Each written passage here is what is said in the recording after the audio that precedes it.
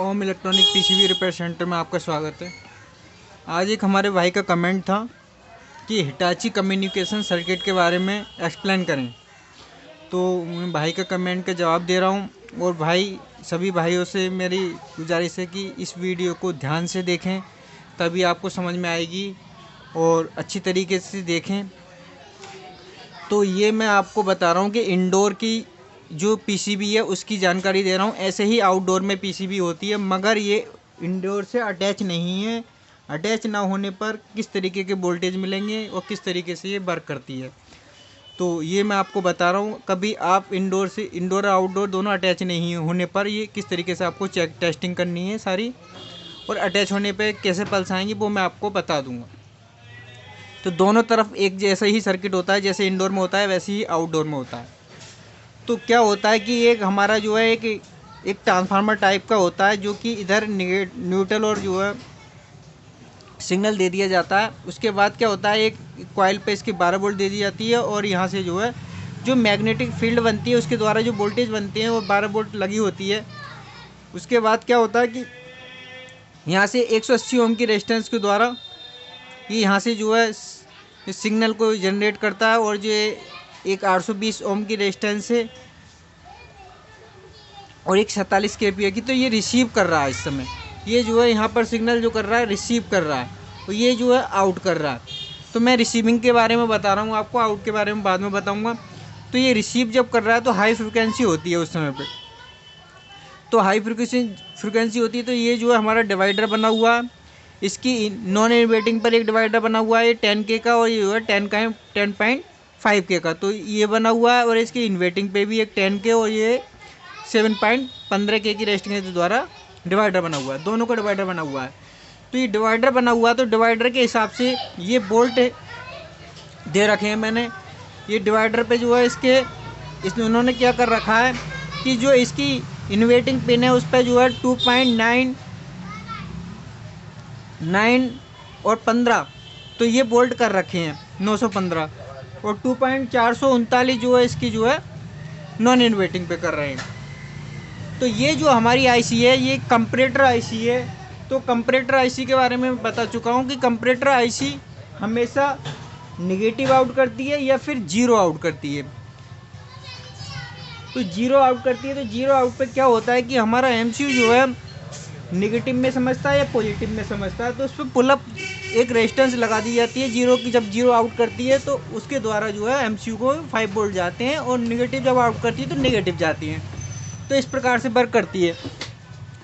अब मैं बताऊं कि इसका क्या है कि जब हमारा आउटपुट जुड़ा हुआ नहीं होगा तो इन्होंने जो कर रखा है कि 2.9 वोल्ट, तो हमारी जो है इन्वर्टिंग पर जो है 915 वोल्ट हैं, और इस पर नॉन इन्वर्टिंग पे कम है। तो इस समय पे क्या करेगी, ये हमारी जो आईसी है ये निगेटिव आउट करेगी। तो निगेटिव आउट करने के बाद क्या करेगी, ये निगेटिव आउट जैसे ही इसने करा तो निगेटिव वोल्ट जब आउट करेगी तो यहाँ से इस तरीके से ये रेजिस्टेंस के द्वारा यहाँ से इसकी जो है दूसरे कंपैरेटर की पिन नंबर 6 पे चली जाएगी। जब ये 6 पे चली जाएगी तो यहाँ उस समय पे नेगेटिव होगा। तो ये हमारा एक डिवाइडर बना दिया गया है इसकी नॉन इन्वर्टिंग पर। तो नॉन इन्वर्टिंग पर जो डिवाइडर बना दिया गया है वहाँ पर 2.723 वोल्ट यहाँ पर होंगे।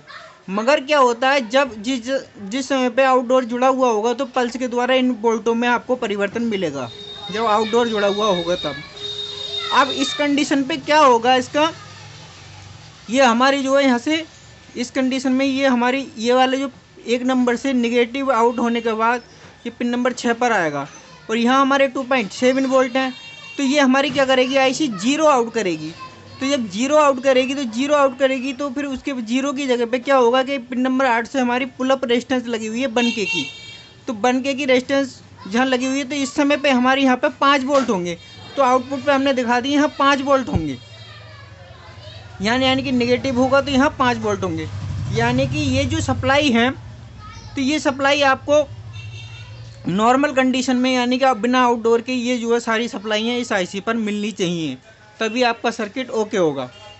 तो इस प्रकार से जब हमारा ये पल्स आएगी तो पल्स आने पे क्या होता है कि जब हमारी इस पर पल्स आएगी, पल्स आने के बाद क्या होगा कि नॉन इन्वर्टिंग पर हमारे वोल्ट बढ़ जाएंगे। ये नॉन इन्वर्टिंग के वोल्ट जो है इन्वर्टिंग से बढ़ जाएंगे, तो उस समय पे क्या होगा कि ये जीरो आउट करेगी। तो जीरो आउट जब करेगी तो जीरो आउट करने के बाद क्या होगा कि पुल अप से ये जो है हमारी एक 5.1 की एक रेजिस्टेंस लगी हुई है, तो इसके द्वारा डायोड के द्वारा ये जो है हमारे यहाँ आ जाएंगे 5 वोल्ट। जब 5 वोल्ट यहाँ जाएंगे तो ये वोल्ट हमारे जो है इन्वर्टिंग पर ज़्यादा हो जाएंगे और नॉन इन्वर्टिंग पर हमारे वोल्ट कम होंगे। तो कम होने की वजह से क्या करेगी कि ये हमारी जो है निगेटिव आउट करेगी। तो जब निगेटिव करेगी तो निगेटिव यहाँ पर निगेटिव आ जाएगा, ये पुल अप ऊपर पहुँच जाएगा। तो इस प्रकार से निगेटिव पॉजिटिव इस तरीके से ये जो है प्रक्रिया चलती रहती है। तो इस प्रकार से चलती रहती है। दूसरी बात मैं बताऊं, जब ये हमारा इंडोर आउटडोर जुड़ा हुआ होगा तो यहाँ पे जो है एसी टाइप की पल्स मिलेगी। इस टाइप की डीएसओ से चेक करेंगे तो वो इसकी पिन नंबर 1 पर हमारी जो पल्स मिलेगी वो छोटी कम टाइम की मिलेगी, पल्स इस टाइप की पल्स मिलेगी। और जब हमारा आउटपुट में जो है 5 वोल्ट और इस तरीके से जो है बड़ी पल्स मिलेगी। तो ये आप जो है जब इंडोर आउटडोर जब मैं चेक करके दिखाऊंगा आपको, जब कोई आएगी पीसीबी तो मैं उसे चेक करके आपको दिखाऊंगा। दूसरा क्या होता है कि ये तो होगी हमारी रिसीविंग, और जब हमारी आउट करती है तो आउट किस प्रकार से करती है कि आउट करने के लिए ये हमारी जो है इसकी 42 नंबर इनपुट है रिसीविंग की है, और ये जो है 40 और 43 आउटपुट की है। तो ये क्या करती है 40 नंबर पर डायरेक्ट सप्लाई दे देती है इस एनपीएन ट्रांजिस्टर को। तो जब ये डायरेक्ट दे देती है यानी कि यहाँ से 5 वोल्ट आउट करती है, यानी कि यहाँ से आउट करेगी तो इस ट्रांजिस्टर को ऑन कर देगी।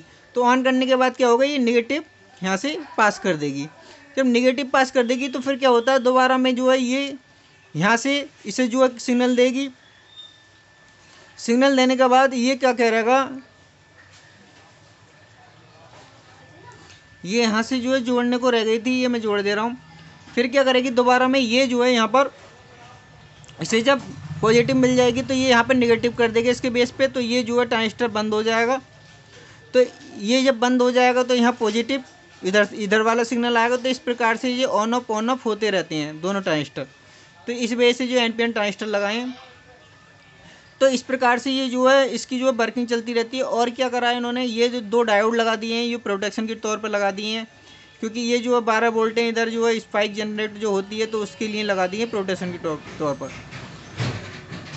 तो मैं बता दूं, अगर आपकी ये वाली पल्स नहीं मिलती है ये वाली डीएसओ पे, तो आपको ये वाला हिस्सा चेक करना है। ये दोनों रेजिस्टेंस चेक करनी है, पीएफ चेक करना है और ये करना है, और ये जो रेजिस्टेंस बन के कि यहाँ तक चेक करना है आपको। तो ये पल्स मिलने के काम, ये पल्स मिल जाती है तो हमारी पिन नंबर 1 से अगर ये वाली पल्स से अगर ढूंढेंगे तो ये मिलनी चाहिए। अगर ये नहीं मिलती है तो ये हमारे डिवाइडर दोनों डिवाइडरों में कमी हो सकती है। उसके बाद क्या है कि ये पल्स अब यहाँ मिलती है, तो उसके बाद ये पल्स से अगर नहीं मिलती है तो हमारी ये कैपेसिटर चेक करना है आपको, ये रेजिस्टेंस चेक करनी है, ये डायोड वगैरह ये वगैरह चेक करनी है, ये सारी रेजिस्टेंसों को। तो इस प्रकार से आप चेक कर सकते हैं। तो इस प्रकार से ये जो है सर्किट आप समझ लें ठीक से। मैंने वोल्टेज दे रखे हैं और इसी वोल्टेज के आधार पर आप जो चेक कर सकते हो। ये जो मैं बता दूं, जब जुड़ा हुआ होगा तो इनमें वेरिएशन होगा। ये वोल्टेज जब हमारे आउटपुट जुड़ा होगा तो ये जो है बढ़ जाएंगे, ये कम हो जाएंगे, यानी कि ये अप डाउन होता रहता है।